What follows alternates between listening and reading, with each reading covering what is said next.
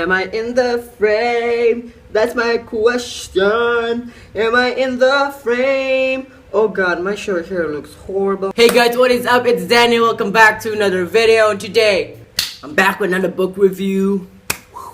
That was so extra. Okay, so basically, one of you requested for me to do a review on the, as you can tell by the title, The Duology by Leigh Bardugo. Wait, no, that's not a title. I mean, it's a duology, but it is called The Six of Crows Duology by Leigh Bardugo. This will be a non-spoiler review, so if you have not read this book, you can stay and see my opinions because surprisingly, one of you actually cares about my opinion and one of you actually wants to know my opinions on these two amazing fantasy books. The reason I'm doing a non-spoiler review because I've read this book like 4 weeks ago. Sadly, I can't remember most details. I remember like the basic main plot line and also the main, what happens. But anyways, I'm still gonna do a review. It's a non-spoiler one, so welcome and stay and subscribe to my main channel and this channel.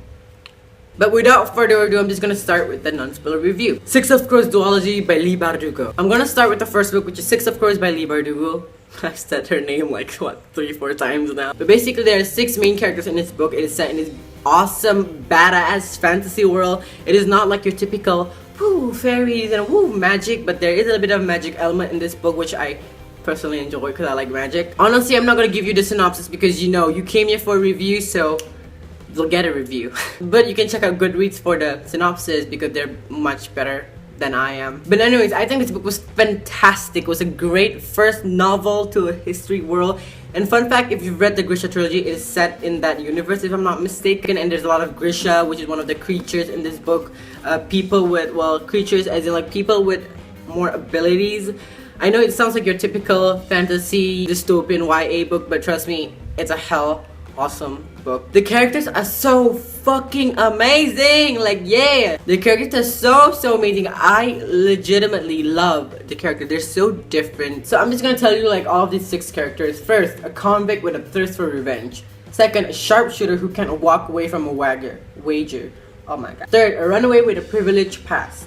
Fourth, a spy known as the Wrath. Fifth, a heartrender using her magic to survive the slums. Ooh, I like that one. And last but not least, a thief with a gift for unlikely escape. If that did not just grab you by your mind and a heart to buy this book, I don't know what's wrong. Personally, I think the plotline was actually really good, and I feel like it was not fast-paced or like slow-paced. It was pretty decent. Although at the first, I have an issue with this with every novel, but in the first few chapters, it was hard for me to get into the world because I did not read the Grisha trilogy. I had no idea what the fuck was a Grisha. But thankfully, after 2 chapters, it actually grabbed me because the fantasy element was just, wow, because the fantasy element was just really good and I enjoyed fantasy. What I love about the first book is that we really get to know the characters, so we get to know them individually. This is a multi-perspective book, so of course you get to see in their own POVs, which I incredibly enjoyed. I thought it was a great idea. I feel like I know the characters more and I just love each and every one of them. I just don't want them to die. The ending was satisfying, but then there was this cliffhanger which was such a bitch. Like honestly, this cliffhanger was like, damn it, like, oh, it's like when you read a fanfiction and you just want the sequel now. But yeah, those are my thoughts on the first book. The second book, Crooked Kingdom, was,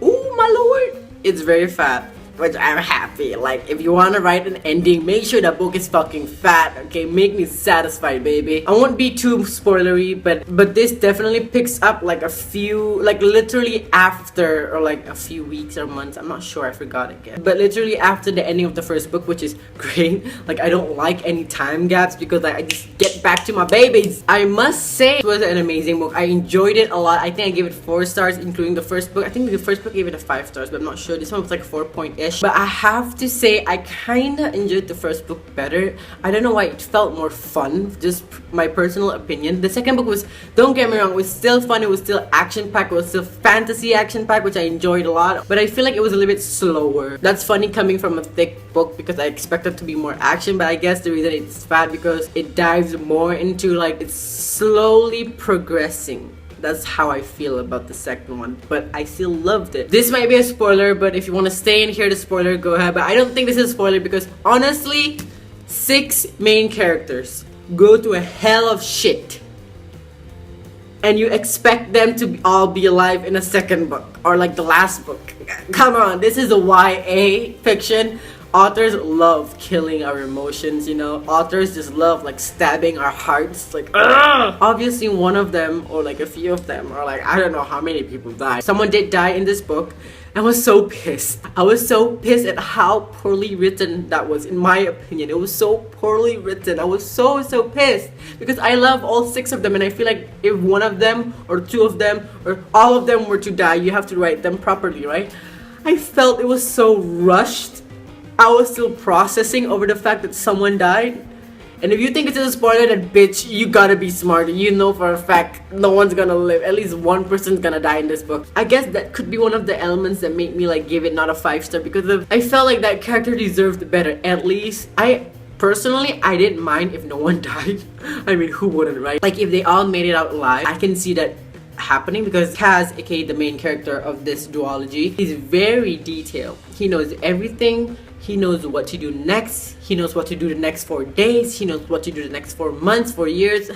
that was an exaggeration, I'm sorry. That was not even funny. But he's smart, that's what I'm trying to say. So I'm not surprised if all of them lived. And I don't mind if a certain character died, because it gives you that heartfelt moment. But it was poorly written, and I wasn't that quite satisfied with the ending, which was a shock. The ending of the battle was great, but the ending of the story, I was still pissed. And I know it means that there's a possibility of future books regarding these characters, but if there's not a possibility, make them end well, like do them justice. I was just a little bit pissed at the end, like that character death, that also the ending, like I was like, what? That's it? Like I needed I wasn't happy with the ending, that's all. But I really did enjoy these 2 books. They were great. They were phenomenal. I love them so much. You know, I wanted this video to be like 4 or 5 minutes. Now I'm looking at my phone and I see it's like, what, 15 minutes? I know when I'm editing this, it's not gonna be 5 minutes. It's probably gonna be 8 minutes. But I enjoyed these books so much. These books were also in my summer recommendations read, because I personally feel like if you are a fantasy person and you want to read fantasy for the summer, these 2 books are great for that. Because first, personally, I'm not the type of guy who wants to read an entire series in the summer, because I'm not the type of guy who will stay at home 24/7. Although I did stay at home 24/7 the whole summer, which is very ironic. There's 2 types of people in the summer. First, the one who is going everywhere, like visiting places, doing great things in their summer. There's one who just stays at home with a laptop, with their books or whatever they do at home 24/7. So I kind of want to balance that aspect. So fantasy is a very heavy genre, and especially if you're new to high fantasy / fantasy, I recommended these 2 because these are just duologies, so you don't have to commit that much to like a whole entire series like Cassandra Clare or Sarah J Maas, but you still get amazing kick-ass fantasy. Like honestly, these 2 books are what I want in fantasy books. Like the fantasy is there, the action pack is there, the adventure is there. It's not just boring planned information of the entire world of the fantasy, but it's also some kick-ass, which I appreciate, although the ending was still disappointed. Yeah, that's it actually. I hope you enjoyed this video. I hope you like it. Give it a thumbs up, like, comment, subscribe, blah blah blah. Press the notification button so you guys can get notified every time I post new videos, and follow all of my social medias down below in the description below, because please follow me.